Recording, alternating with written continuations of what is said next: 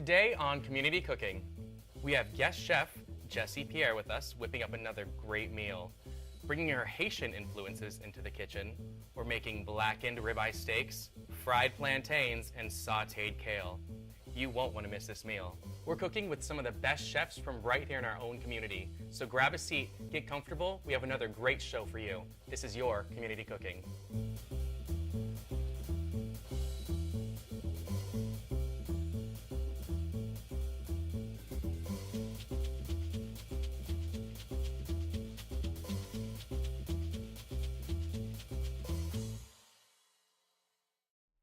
Hello and welcome to Community Cooking. I'm your host, Jeff Kawakami. I'm here with my good friend, Jessie Pierre. How are you? I'm good. I'm really happy and excited to get cooking today. Well, I'm excited to have you back. And so now, you have a Haitian background. Yes, my parents were born in Haiti. I was born in Canada, but I grew up, with the Haitian culture, eating Haitian food, and, adding that Haitian influence in everything that I pretty much do. I love that. And do you go to the Caribbean often? Not as much as I should, okay. but it's on the list. Yeah. Hopefully next summer. Now, I love the Caribbean. I love Caribbean flavors. So talk about what you have here. So we're going to make a blackened steak. And this is a ribeye, the best steak for me. And we have plantains, which aren't utilized that much everywhere else, but Caribbean household, everywhere. Oh, yeah. This plantains is what we are the do. Best. Yeah. And then I thought, since this is already pretty heavy, kale, sauteed kale on the side would probably be good. Well, a good compliment. Also, it's healthy. Right. Which steak isn't bad for you. You just don't want to have it too much, but... Well, kale is popular. It's also, a leafy green. It's really good for you. Exactly. All right, so let's get started. What are we doing first? So I already have about a pot of oil heating up, and it's probably like 2/3 filled up. Mm-hmm. And it's been getting pretty hot. That's what you want when you fry these. Okay. And I'm going to cut these plantains. This going. And now we're using a green plantain today. There's multiple types of plantains. You have green plantains, yellow plantains. There's also short ones, tall ones, and they're all very different, but they're all delicious. Right. So this, the more yellow the skin, the sweeter the plantain is. Mm-hmm. So what I just did is I cut the ends off, and then I made a slit because that's going to help me peel it off. And then I'll give you a hand. Yes. So you want to take your time in peeling it exactly like you're doing, because we do need the skin. That's so cool. You're using the skin, which I don't waste anything, so I'm all about this. So we're going to peel these off. And it shouldn't take too long, but... No, but you got to be careful. You don't want to destroy your plantain or your skin. Exactly. And then we're going to cut these in thick slices. So as you can see, I have... Yours was perfect. So we have the skin nicely intact here. And then I'm just going to cut some thick slices. Mm-hmm. Here's that for you. Thank you. And I'm going to drop it in the oil. Ooh, this is the scary part.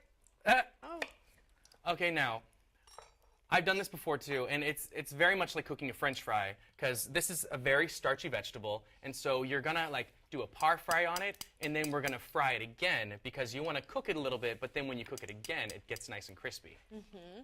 And if you are like me, who gets a little bit scared of oil, use a tong. Tongs are your best friend. I use tongs for everything. Yeah, the longer the tongs, the better. Oil's no joke. Always keep a lid on hand, because if something starts boiling over or something catches fire, you can always put the lid right on top. Don't panic. Don't throw water on it. That's the worst thing you can do. Just grab a lid, throw it right on top. Perfectly fine. So the plantains are pretty much boiling in here. Exactly. A lot of people don't know that when you're frying, it's actually the steam is releasing from inside of the vegetable or the starch, and what it's doing is it's steaming and pushing out. And if you have oil at the right temperature, what you're doing is pushing the steam out, and the vegetable is actually steaming. And if you don't have good hot oil, what you're doing is you're letting the oil sink in. So people think that frying is actually really bad. Frying at the wrong temperature is bad. If you fry it at the right temperature, then you're really pushing that oil out. That's what you're doing.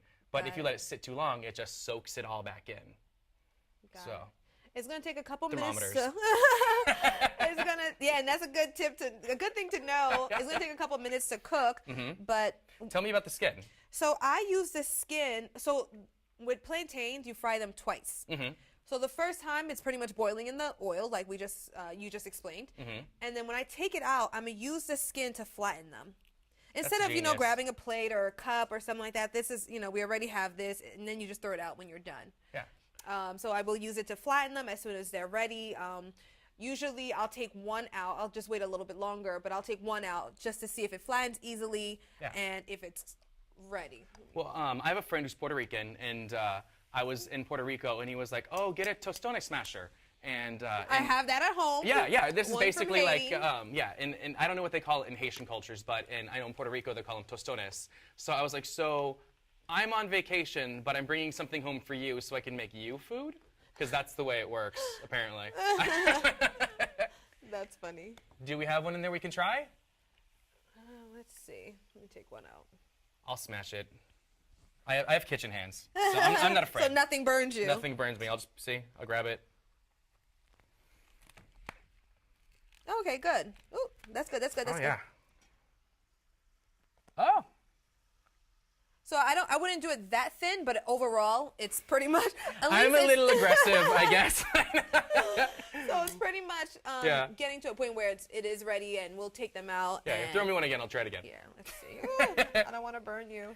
Don't worry, you're not going to burn me. All right. Don't be as aggressive as I was. Actually, I felt that one. That was good? Yeah. So they're pretty much cooked. Oh, yeah, they're pretty. That was really quick. Just like that. Exactly. Okay.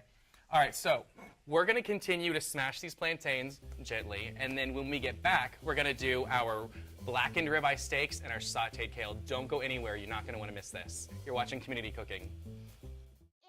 There was an old woman who lived in a shoe. She had so many children, she didn't know what to do.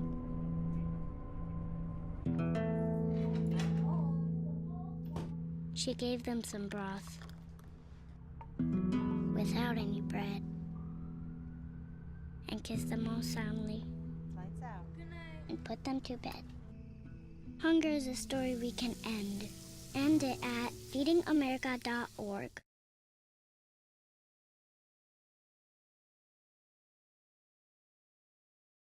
Welcome back to Community Cooking. If you're just joining us, I'm here with my good friend, Jessie, and we're making, well, first of all, we made some fried plantains. Yes. And we're gonna fry them again. Correct. So we did the first step of it, which is pretty much boiling it in the oil.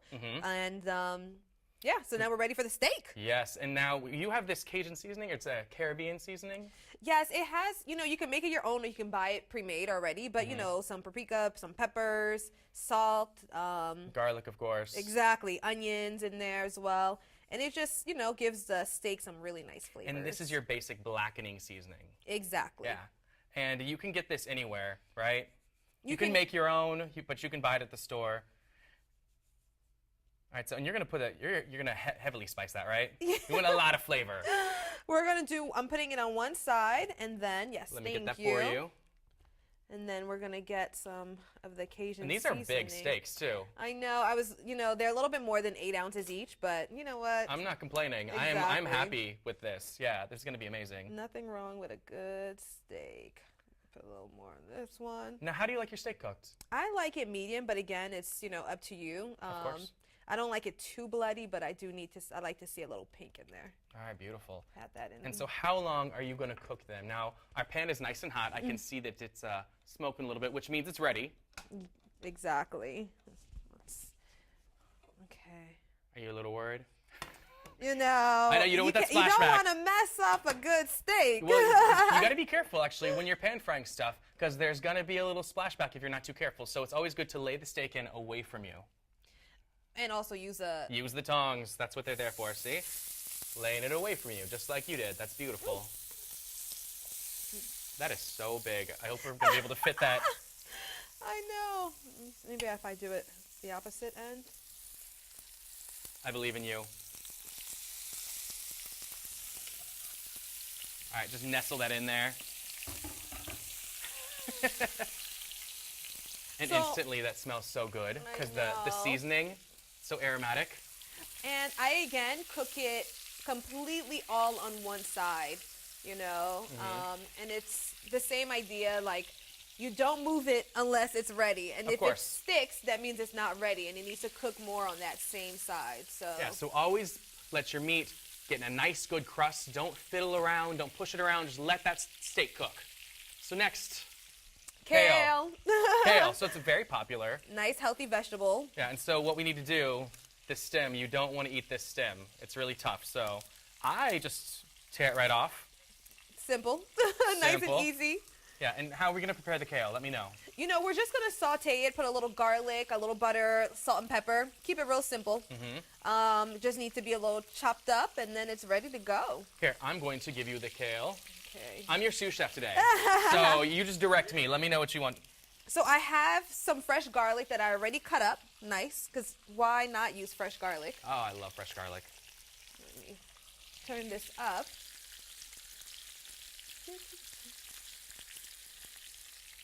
And then, thank you for getting that all ready for me. You're very welcome.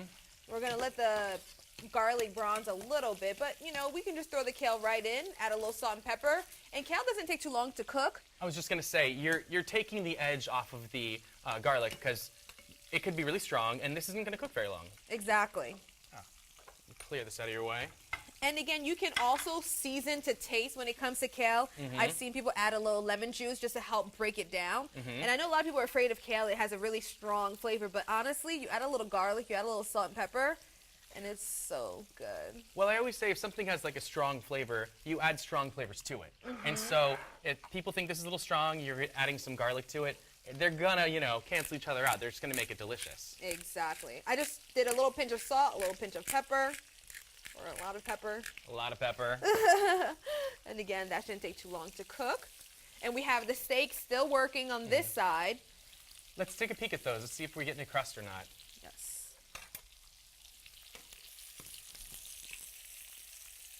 Oh, yeah. A nice color. Yeah, that looks really good. I think they're ready to flip.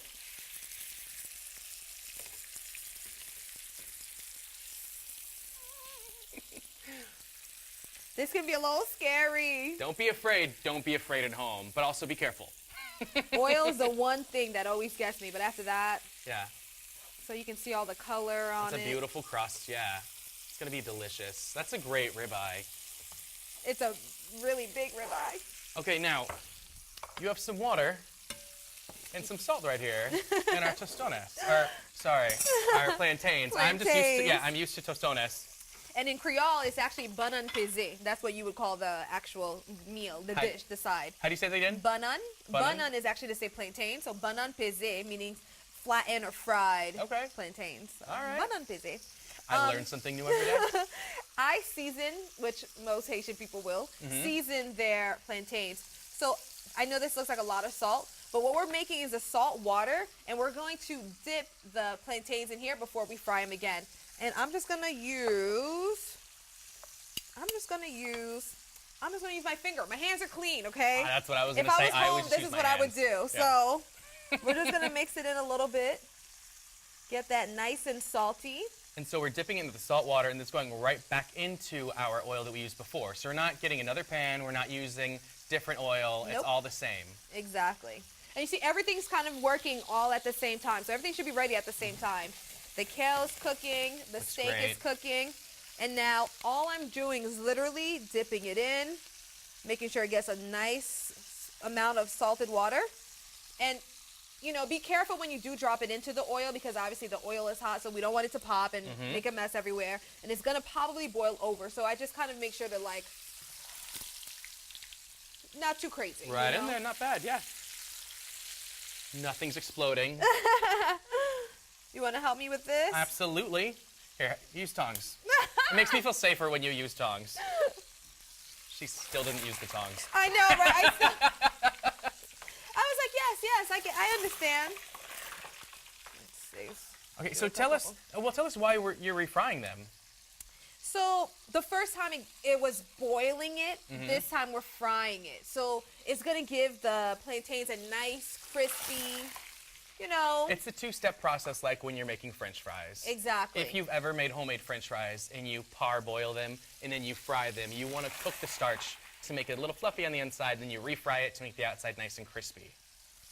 And this doesn't take too long at all, so. I am so excited about this. I love fried plantain. This is literally one of my favorite things to eat. Good. I'm excited. I can't wait for you to try them. Oh, Especially me with too. the salted water. Have you done it with the salted water before? I've never done that. Okay. No, this is the first time. Okay, good. Yeah. Oh. A little spillage is okay. We clean up all at the end. Now, do you think one of those steaks is maybe ready to come out? Yes. Let's see. And don't forget to stir the kale so it doesn't burn. Okay, let's see. Because I want to show you, because this is a really large steak. You can clearly, I know a lot of people out there like, that's not a big steak, I can eat that whole thing. But you can take this steak and make it for a date night and just sear the whole thing up and then make little slices right off the bone. Let's see. Yeah, hand me that guy. I'm gonna grab you. I got it. Now, of course, you would normally want to let this rest. I like to take like a tinfoil tent, just put it over for like good 15 minutes. And I know it sounds like a long time, but it's actually gonna let it rest a little bit. So we're just going to find the bone. The bone is right here.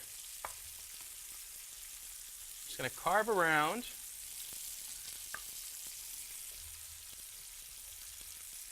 Take that right off. And then just make nice little slices. And you really can cook that to your temperature. If you would like that cooked a little bit more, like this one's probably going to be a little bit more, it's not going to be as red, you know what I mean? Yeah. So if you like your steak rare, that's how quickly you would cook that one. Exactly. I like a nice rare steak. Also, if you're like, oh no, this isn't the way I want it, we could just take this, toss it back in the pan. There's nothing wrong with that. All right, well, we're going to get this cleaned up. Everything's almost done. Do not go anywhere. We're going to get to my favorite part. It's the tasting. So, and I removed these out of the oil, so don't keep them in too long because then they'll burn. But now they're nice and they're delicious and crispy. Don't go anywhere. You're watching Community Cooking. Meetings are, well, meetings. Unless that is, you're meeting in Torrance. Torrance has more than 67,000 square feet of total meeting space. Plus, we've got 1.5 miles of our very own beach, amazing Southern California weather, and are situated just 15 minutes from LAX. And after all your meeting and greeting, don't let the opportunity to explore pass you by. Do some team building and express your artistic side. You could even become a master chef, or just eat like one. And of course, make time to stop and smell the roses. And spend as much time as you can getting in touch with nature. Greet the day and meet the Torrance way. So, are you in?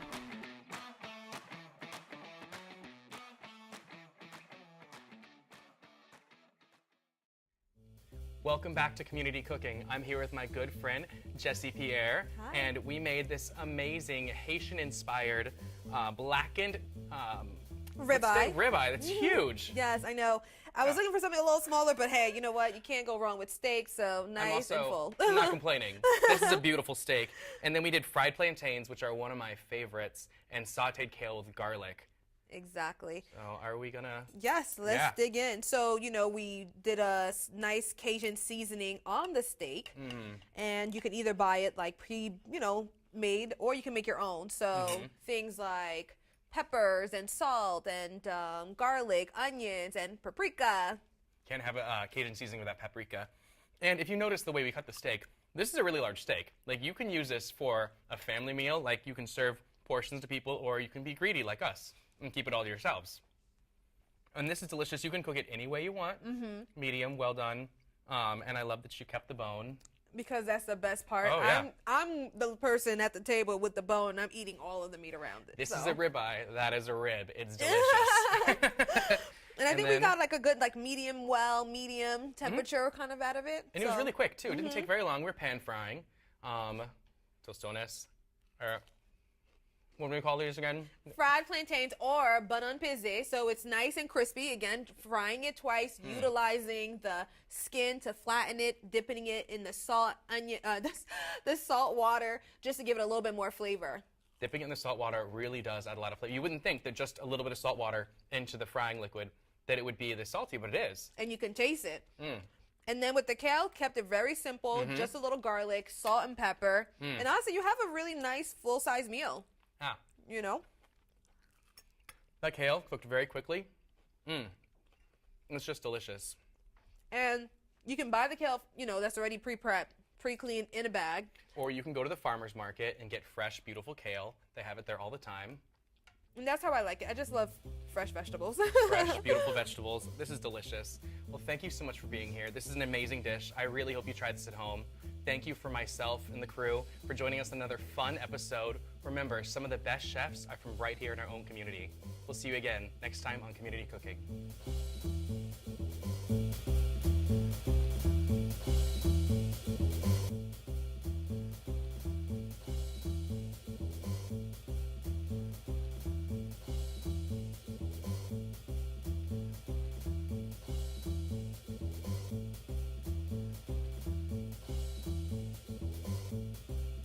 If you'd like a copy of the recipes seen on this show, send us a self-addressed stamped envelope to the Office of Cable and Community Relations. That's 3350 Civic Center Drive, Suite 200, in Torrance, California, 90503. Be sure to note the show number displayed on the screen. And don't forget, you can find all the fresh ingredients used on today's show at the Farmers Market. Visit the one here in Torrance at Wilson Park. That's located at 2200 Crenshaw Boulevard.